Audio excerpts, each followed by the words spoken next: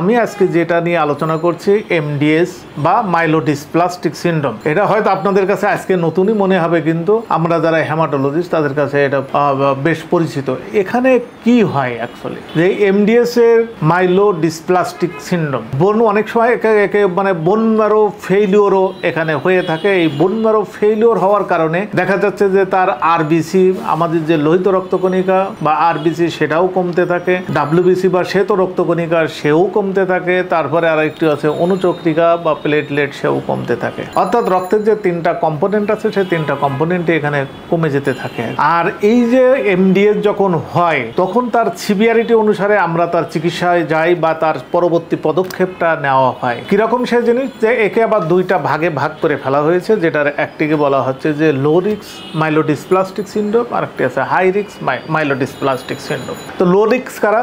মাইলোডিসপ্লাসিয়া অনেক সময় পরিবর্তন হয়ে যায়। পরিবর্তন বলতে যে একটা থেকে আরেকটায় টার্ন নেয় আর কি। যে আমরা তো ইউজুয়ালি হেমাটোলজিস্টদের অনেক রোগ থাকলেও বিশেষ করে দেখা যায় যে তাদের ক্যান্সার নিয়ে অনেকটা তারা ডিল করে। সেই ডিল করার জন্য এই যে মাইলোডিসপ্লাস্টিক সিনড্রোম কখনো কখনো AML অ্যাকুট মাইলোব্লাস্টিক লিউকোমিয়াতে টার্ন নেয়। এই জন্য এটার এইটা কোনটা টার্ন নেছে সেটার উপর ডিপেন্ড করে আমরা হাই রিস্ক এবং লো রিস্ক করি। এবং লো রিস্কগুলো ইউজুয়ালি 3 থেকে 5 বছরের মধ্যে কোনো টার্ন নেয় না এখানে, যে ওই মাইলোব্লাস্টিক লিউকোমিয়াতে যায় না। কিন্তু হাই রিস্কগুলোতে এরকম টার্ন নেওয়া 3 থেকে 5 বছরের মধ্যে টার্ন নিয়ে নেয়। তো তাহলে এখন যদি আমরা এখানে, তাহলে বেনিফিটটা কি দাঁড়াচ্ছে আমাকে? যে বেনিফিট দাঁড়াচ্ছে, যদি আমি আর্লিয়ার যদি এটা যদি রোগটা ধরে ফেলি আর কি, যে আমার মাইলোডিসপ্লাসিয়া কোনো মানুষের ভিতরে আছে কিনা। ইউজুয়ালি কিন্তু এই রোগটা বয়স্ক মানুষদের হয়, এবং সেটা ধরে নেন যে 50-60-এর উপরের বয়সের মানুষেরই হয়।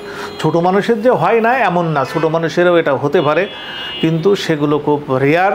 এবং ধরে নেন যে সেটা প্রাইমারি না হয়ে অন্য কোনো কারণের আর কি, সেকেন্ডারি কোনো কারণ। কারোর একজনের টিবি হয়েছে, তার জন্য তার ম্যারোগুলো চেঞ্জ হয়ে গেল। কারোর অন্য একটা ক্যান্সার ছিল, তাকে রেডিয়েশন দেওয়া হয়েছে, তার জন্য ম্যারো চেঞ্জ হয়ে গেলে, এইরকম কিছু সেকেন্ডারি কজে এরকম বাচ্চাদের হয়। কিন্তু বয়স্ক মানুষের এটা একদম ভিতর থেকেই তাদের মাইলোডিসপ্লাসিয়া থাকে, এবং প্রায় ক্ষেত্রে বয়স্ক মানুষের এটা ভুগতে থাকে। তো তাহলে আমাকে মূল জায়গাটা যে আমাকে আগের থেকে এটা ডায়াগনোসিস করতে হবে। ডায়াগনোসিস করলে অন্তত যে ওই যে টার্নিং যেটা বললাম, যে একটা ভয়ঙ্কর জায়গায় যে না যায় আর কি, আর্লিয়ার ডায়াগনোসিস করতে হয়। তো আর্লিয়ার ডায়াগনোসিসের প্রসেসটাও কিন্তু একই রকম। মাইলোডিসপ্লাস্টিক সিনড্রোমের মানে আমাদের যে রক্ত রোগের, বিশেষ করে রক্তের যেসব ক্যান্সার বা নন ক্যান্সার, অ্যাপ্লাস্টিক এনিমিয়া, এইরকম যেসব ডিজিজ আছে তাদের ডায়াগনোসিসের জন্য আমরা যেমন বোন ম্যারো করি, এখানেও ঠিক এটা আছে বোন ম্যারো আমাদের এখানে হলমার্ক, যে বোন ম্যারো করতে হবে।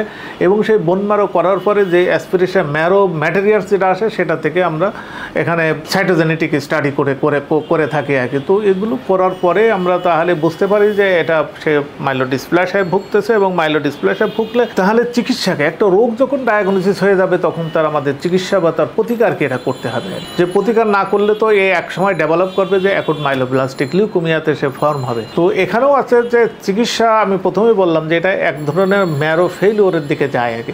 তবে একটা জিনিস আমরা এখানে ক্লিয়ার করতে পারি, যে ম্যারো ফেইলিওর ইউজুয়ালি আমরা সাধারণত বুঝি যে এটা this is a case of aplastic anaemia. এর সাথে এই অ্যাপ্লাস্টিক এনিমিয়া আর এই যে ম্যারো ফেইলিওর ফর মাইলোডিসপ্লাসিয়া কিছুটা পার্থক্য আছে। এই পার্থক্যগুলো যদিও আপনাদের খুব বেশি লাগবে না, কিন্তু আমি সেখানে বলে রাখি যে একটা মাইলোডিসপ্লাস্টিক সিনড্রোমের যে ম্যারো ফেইলিওরে আমরা বোন ম্যারোতে পাই, বোন ম্যারোতে সেলুলারিটি অনেক বেড়ে যায় আর কি, অনেক বেড়ে যায়।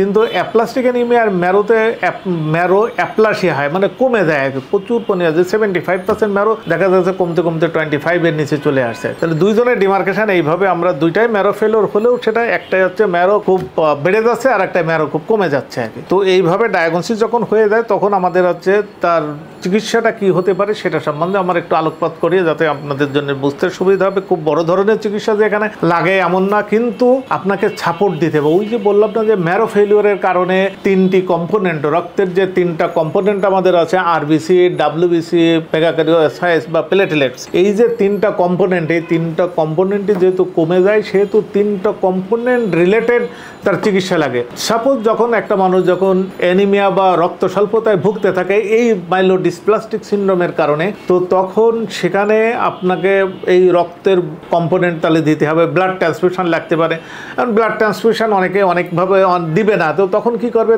তাহলে ব্লাড সেল ইনক্রিজ করার জন্য এটার হেমোপাইটিক গ্রোথ ফ্যাক্টর আছে, যাকে আমরা এরিথ্রোপয়েটিন বলি, সেটা আমরা ইনজেকশন ফর্মে দিতে পারি। তদ্রূপ ঠিক WBC যদি কমে যায় তো তখন WBC বা এটাকে শ্বেত রক্তকণিকা বলে, সেটা কমে গেলে এটাকে স্টিমুলেশন দেওয়ার জন্য কলোনি স্টিমুলেটিং ফ্যাক্টর বা GCSF granulocyte colony stimulating factor, সেটাও এখানে দেওয়া হয়। এই ধরনের ইনজেকশনও বাজারে অ্যাভেলেবল। এছাড়া আর একটা কম্পোনেন্ট যেটা থাকলো 3 কম্পোনেন্টের মধ্যে এখানে প্লেটলেটস, যেটা প্লেটলেটসের একটু এটা সম্বন্ধে আমাদের দেশের মানুষ সবাই জানে, যেহেতু এই দেশে মাঝে মধ্যেই আমাদের ডেঙ্গু আউটব্রেক হয়, তার কারণে এখানে প্লেটলেট কমে যায়, প্লেটলেট নিয়ে ছুটোছুটি আরম্ভ হয়, প্লেটলেট দিতে হয়। তো এই প্লেটলেটও আমরা এখানে যদি কারো কমে যায় তো প্লেটলেট ইনডিউসারও বাংলাদেশে অ্যাভেলেবল, এবং সেটা কোনো ইনজেকশন না, মুখে খাওয়ার বড়ি খুব সহজে আমরা এটাকে থ্রম্বোপ্যাক দিয়ে আমরা প্লেটলেটকে উঠাতে পারি। আর যদি মনে করেন যে একদম অ্যাক্টিভ ব্লিডিং থাকে তো তাহলে ওই যে ডেঙ্গুর পেশেন্টের যেমন মানুষ যেমন